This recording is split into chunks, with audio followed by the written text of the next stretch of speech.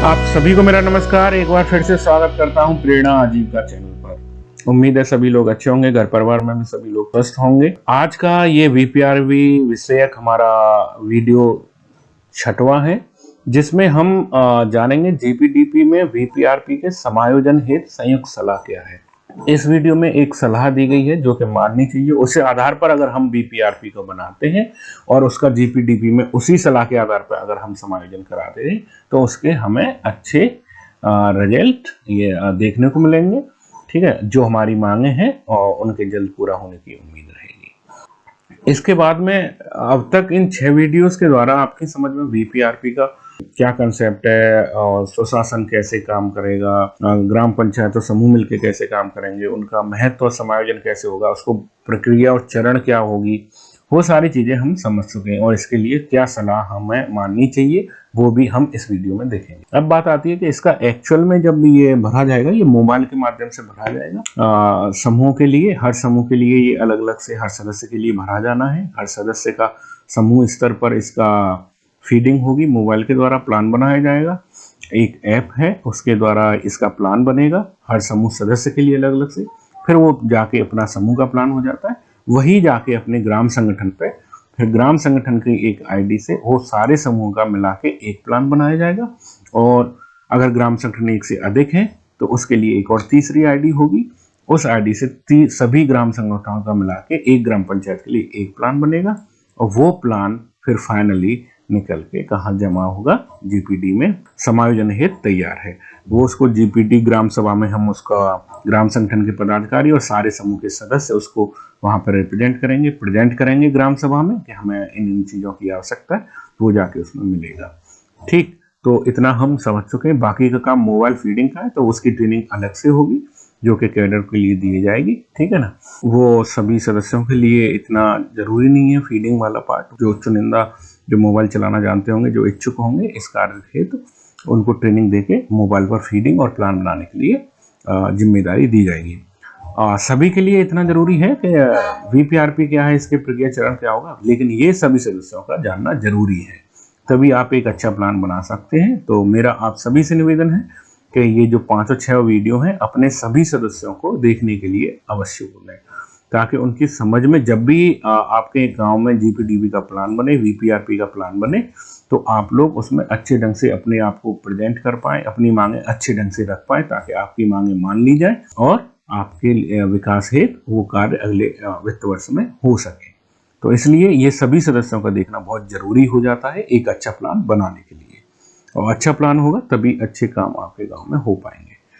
ठीक, तो ये मेरा एक बार फिर से निवेदन है, सारे समूह सदस्यों को ये वीडियो जरूर दिखाएं। चलो देखते हैं अपना ये 6वां वीडियो, जिसमें के पंचायती राज मंत्रालय और ग्रामीण विकास जन योजना अभियान के तहत एक संयुक्त सलाह जारी की गई है। किनके लिए? इन वीपीआरपी को बनाने के लिए, जो कि जीपीडीपी में सम्मिलित की जाएगी। तो देखते हैं इस वीडियो के माध्यम से वो क्या सलाह है, क्या किस जगह पर कौन कौन सी सलाह माननी चाहिए, मानने योग्य है, वो सारी चीजें। चलिए देखते हैं। 20 अक्टूबर को ग्रामीण विकास मंत्रालय और पंचायती राज मंत्रालय द्वारा 2020-21 के दौरान पीपल्स प्लान कैंपेन के सफल कार्यान्वयन के लिए एक संयुक्त सलाह जारी की गई थी। इस वीडियो के माध्यम से हम इस एडवाइजरी के अनुसार एक ब्लॉक में लागू किए जाने वाले मुख्य बिंदुओं के बारे में जानेंगे।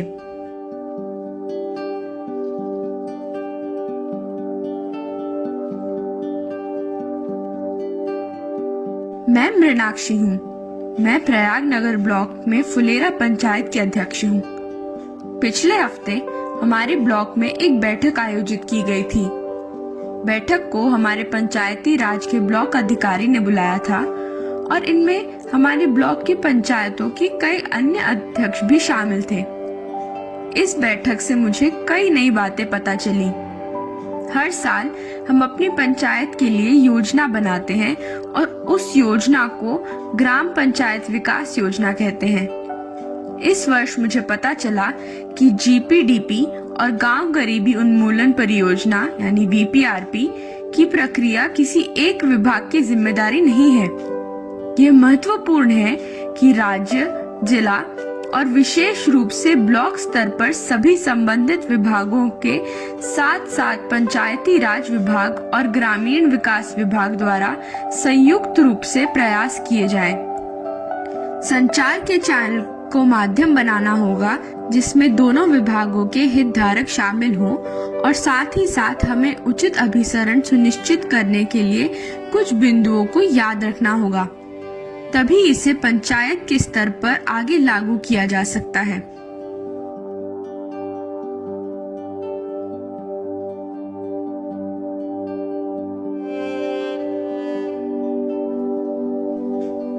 इस वर्ष हमारी ग्राम सभा में एजेंडा के रूप में वीपीआरपी प्रस्तुत एवं जमा करना सुनिश्चित करना हमारे लिए महत्वपूर्ण है। एजेंडा के अनुसार एसएचजी के संघों द्वारा बनाई गई योजना प्रस्तुतिकरण के बाद स्वीकृत एवं जमा की जाएगी। योजना एक मांग दस्तावेज के रूप में सभी वीओ पदाधिकारियों के हस्ताक्षर और मोहर के बाद जमा की जाएगी।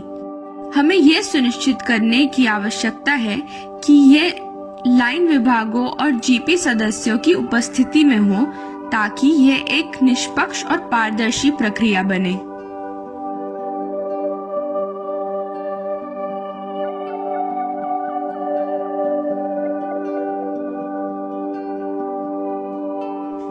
जीपीडीपी की प्रक्रिया के लिए गठित किसी भी समितियों में एसएचजी प्रतिनिधित्व होना आवश्यक है।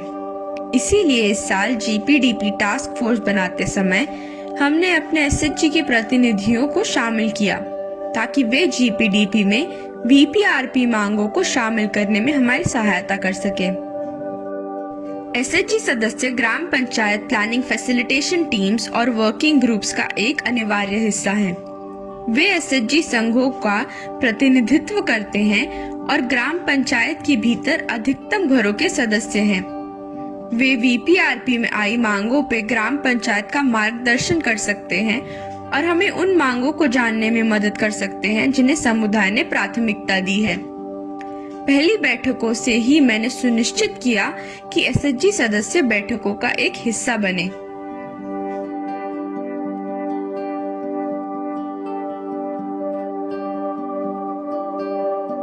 इस वर्ष हमें पंचायती राज विभाग के हमारे ब्लॉक अधिकारी द्वारा बताया गया है कि गांव गरीबी उन्मूलन परियोजना को हमारी जीपीडीपी प्रक्रिया में महत्व दिया जाना है। यह सुनिश्चित करने के लिए वीपीआरपी हमारी जीपीडीपी ग्राम सभाओं में एक विशेष एजेंडा होगा। मैंने हमारी ग्राम सभाओं की योजना के लिए अन्य वार्ड सदस्यों और हमारी पंचायत के वीओ पदाधिकारियों के साथ बैठक करने का निर्णय लिया है। वीओ की मांग योजना को हमारी ग्राम सभा में ही प्रस्तुत और स्वीकृत किया जाएगा। हमने वीओ नेताओं से योजना तैयारी प्रक्रिया की प्रगति भी जानी।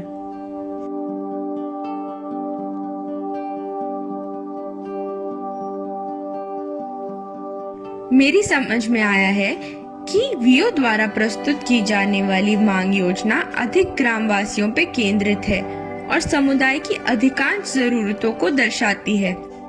इसलिए ये जरूरी है कि ये मांगे हमारी योजनाओं में शामिल हों। MGNREGS के तहत मांगे गए कार्यों पर चर्चा करने के बाद हम उन मांगों को शामिल करने के लिए MGNREGS के ब्लॉक अधिकारी से मिले और अपने स्तर पर भी हमने सुनिश्चित किया कि वह मनरेगा विभाग के प्लान का हिस्सा बने।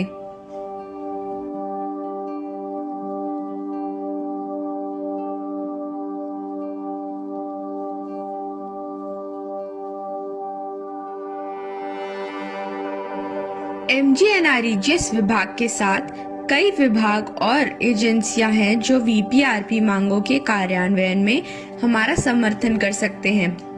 लाइन विभाग, BMMU एवं अन्य विभाग हैं जो हमारी मदद कर सकते हैं। इस उद्देश्य से मैंने हमारे ब्लॉक के विभिन्न विभागों के साथ एक बैठक बुलाई है। सभी हितधारकों की उपस्थिति में हम अपनी मांगों को श्रेणियों में बांटेंगे और प्रत्येक विभाग से अधिकतम एकीकरण और मांगों को लागू करने के लिए प्रदान कर सकने वाले समर्थन की आशा करेंगे।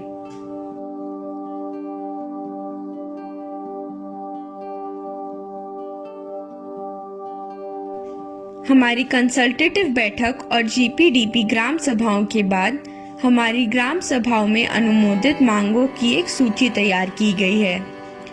इन्हें जीपीडीपी में एकीकृत किया जाएगा और हमारी पंचायत की वार्षिक योजना का ये हिस्सा बनेंगे। हमें बताया गया है कि ये जरूरी है कि हम जीपीडीपी पोर्टल पर भी मांगे अपलोड करें। फुलेरा पंचायत से मैं, हमारे वार्ड सदस्य और सचिव ग्राम सभा, जीपीपीएफटी और अन्य आवश्यक क्षेत्रों के विवरण के साथ इन मांगों को अपलोड करने के लिए हमारे कंप्यूटर के सामने बैठ गए। हमने बाद में यह सुनिश्चित भी किया कि हमारी मांगों को सफलतापूर्वक अपलोड कर दिया गया है। अब हम वीओ नेताओं के साथ नियमित रूप से हमारी योजना के कार्यान्वयन का फॉलो अप करेंगे।